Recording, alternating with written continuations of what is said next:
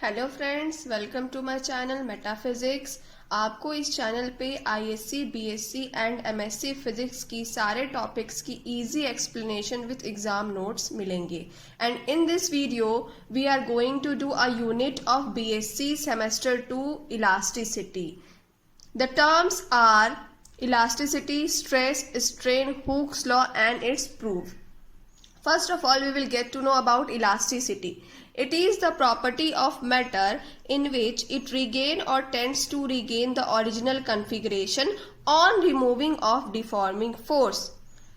Elasticity होती क्या है? इलास्टिसिटी किसी भी मैटर की एक प्रॉपर्टी होती है जिसमें अगर हम बाहर से एक्सटर्नल फोर्स लगाते हैं तो क्या होगी, वो मैटर अपनी शेप एंड साइज चेंज कर लेगी। बट जैसे ही हम उस डिफॉर्मिंग फोर्स को रिमूव करते हैं वो वापस से अपना शेप एंड साइज रिगेन कर लेगी। फॉर एग्जांपल, अगर हम एक रबर पे फोर्स लगाते हैं, एक्सटर्नल फोर्स लगाते हैं, पुल फोर्स लगाते हैं, तो वो एक्सटेंड हो जाएगी।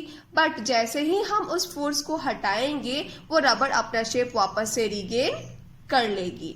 तो रबर की इस प्रॉपर्टी को हम कहते हैं elasticity. In other words, it is ability of a deformed material body to return to its original shape and size when the forces causing the deformation are removed. Means what? ये एक ability होती है किसी भी material की, एक अपनी खुद की एबिलिटी होती है जिसमें क्या होता है, डिफॉर्मिंग फोर्स हटा देने के बाद वो अपना ओरिजिनल शेप एंड साइज वापस से रिगेन कर लेती है। A body with this ability is said to behave elastically. अगर कोई बॉडी इस तरह का बिहेवियर कर रही है तो उसे हम कहेंगे इलास्टिकली।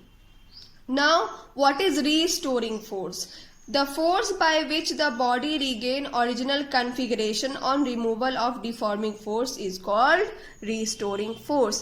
Restoring force जो है किसी भी मैटर की एक इंटरनल फोर्स होती है। होता क्या है, जब हम एक एक्सटर्नल फोर्स किसी भी मैटर से रिमूव करते हैं तो उस मैटर का एक अपना फोर्स होता है, अपना एक इंटरनल फोर्स होता है जिसकी वजह से वो अपने ओरिजिनल शेप एंड साइज में आने में कैपेबल होती है।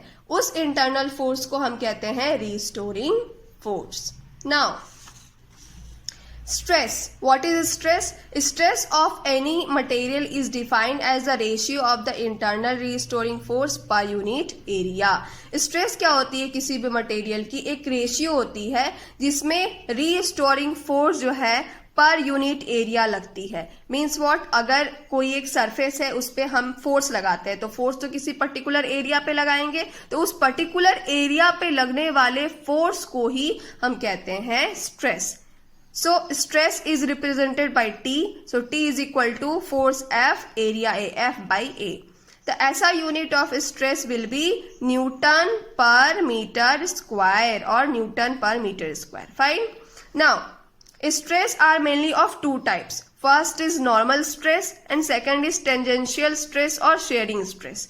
नॉर्मल स्ट्रेस क्या होती है? सपोज करिए ये एक सरफेस है, ये एक सरफेस है, इस पे हम एक नॉर्मल परपेंडिकुलर जो है एक फोर्स लगाते हैं, बिल्कुल परपेंडिकुलर फोर्स लगाते हैं, तो हम इस तरह के स्ट्रेस को कहेंगे normal stress. Stress is said to be normal stress when the direction of the deforming forces is perpendicular to the cross sectional area of the body. अभी मैंने आपको बताया, एक ये सपोज करिए क्रॉस सेक्शनल एरिया, इस पे अगर हम परपेंडिकुलर एक फोर्स लगाते हैं तो इस फोर्स को हम कहेंगे क्या? Normal stress. Now second one is tangential stress और shearing stress. Tangential stress, when the direction of the deforming force और external force is parallel to the cross sectional area, the stress experienced by the object is called shearing stress or tangential stress. Means what? यहाँ पे एक ABCD एक surface है जिसमें ये एक particular हमने एक क्रॉस सेक्शनल एरिया लिया है AC। नीचे की जो ये सरफेस है ये फिक्स है, तो इस फिक्स सरफेस के अलोंग देखिए ये जो टेंशन फोर्स ये कैसी है? पैरेलल है। तो अगर वो डिफॉर्मिंग फोर्स जो है सरफेस से पैरेलली एक्ट करती है तो इस तरह के स्ट्रेस को हम शेयरिंग स्ट्रेस और टेंजेंशियल स्ट्रेस कहते हैं। Now we will get to know about strain. What is a strain? It is defined as the ratio of change in configuration and the original configuration. Configuration की meaning यहाँ पे हो सकती है shape से हो सकती है, लेंथ से हो सकती है, वॉल्यूम से हो सकती है. तो स्ट्रेन क्या होती है? स्ट्रेन रेशियो होती है change in configuration by original configuration की. Fine. It has no units because suppose करिए ये कन्फिग्रेशन लेंथ की है तो चेंज इन लेंथ भी मीटर में आएगी एंड ओरिजिनल लेंथ भी किस में आएगी? मीटर में ही आएगी. तो metre and metre will be get cancelled. So strain has no units. Now there are mainly 3 types of strain. First one is longitudinal strain. It is defined as the ratio of change in length to the original length. Longitudinal strain क्या होती है? ये एक cylindrical shape की कोई container थी, इसकी length original length थी कैपिटल एल. इसको हमने एक नीचे से फोर्स लगाया, फोर्स लगाकर इसे एक्सटेंड किया, वो एक्सटेंड हुई कितनी? एल लेंथ की एक्सटेंड हुई. तो ओरिजिनल लेंथ जो थी वो हमारी एल थी और चेंज इन लेंथ क्या हुई? स्मॉल एल हुई. तो लॉन्गिट्यूडनल स्ट्रेन क्या हो जाएगी? Change in length divided by original length. Now second type of strain is volumetric strain. It is defined as the ratio of change in volume to the original volume. Means what? Change in volume, delta V, original volume, capital V. The ratio will be set to volumetric strain. Third one is shearing strain. It is the angle by which the side was fixed get turned on applying tangential stress. Means what? See, this is the surface. We applied tension force along AD parallel to AD. Now what happened? This surface get turned at angle theta.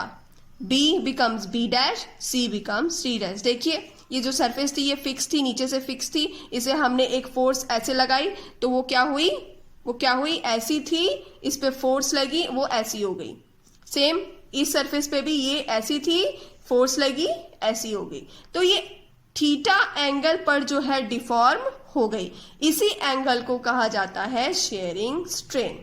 तो अगर हम observe करें triangle A B B dash को, tan theta की value होगी B B dash by A B. B B dash कितनी length उसकी हुई है increase? L. And original length कितनी थी? Capital L. Now if theta is equivalent to 0, tan theta will be theta. So theta is equal to L upon L. This is the shearing strain. Now before we starting the Hooke's law, we have to know what is elastic limit. Elastic limit क्या होती है? किसी भी material की elastic limit वो limit होती है जिसके बाद अगर कोई फोर्स, एक्सटर्नल फोर्स हम बाहर से लगाते हैं तो क्या होगी?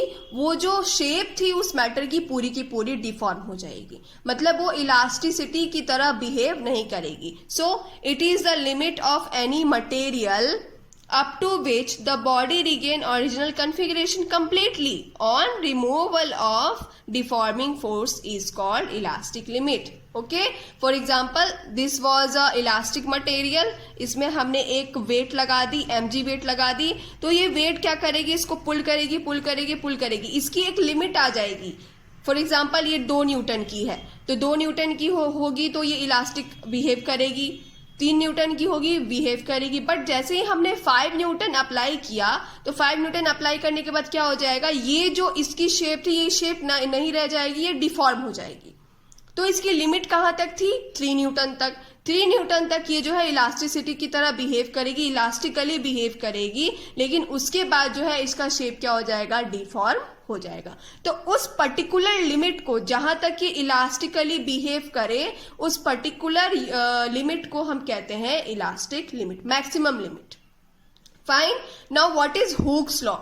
Hooke's law was given by Robert Hooke in 1660. He was an English scientist. He says that within elastic limit of any material, stress is directly proportional to the strain.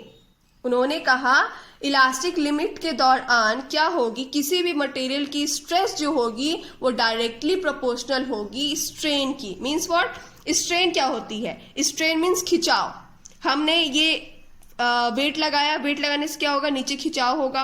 और stress क्या होती है, इसके अंदर लगने वाला फोर्स। ये जैसे ही नीचे की तरफ खींचेगा, नीचे की तरफ पुल होगा, तो इसका जो शेप होगा वो ऐसे होते जाएगा, कंप्रेस होते जाएगा।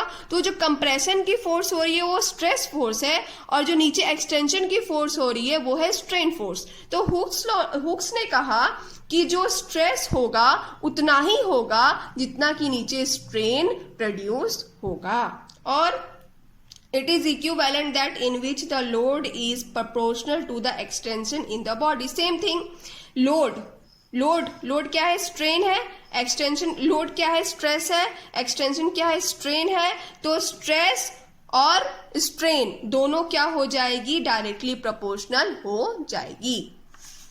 So stress is directly proportional to strain. Now to remove this sign of proportionality, we introduce E. Stress is equal to E into strain, where E is what? E is called modulus of elasticity or coefficient of elasticity. Fine. So यहां से E की value क्या निकल जाएगी, E is equal to क्या हो जाएगी, stress upon strain. और इसकी E की वही यूनिट होती है जो यूनिट होती है स्ट्रेस की। क्यों? क्योंकि स्ट्रेन की तो कोई यूनिट ही नहीं होती है, और स्ट्रेस की यूनिट क्या होती है, न्यूटन पर metre square. So this will be also the unit of elasticity और मॉड्यूलस ऑफ इलास्टिसिटी। अब स्ट्रेस और स्ट्रेन के बीच में ग्राफ कैसे प्लॉट होगा, तो हमने यहां ऊपर देखा है कि जितना स्ट्रेस प्रोड्यूस होगा उतना ही स्ट्रेन भी प्रोड्यूस होगा। दैट्स वाई स्ट्रेस और स्ट्रेन की जो ग्राफ होती है वो एक स्ट्रेट लाइन में बनती है। Thank you.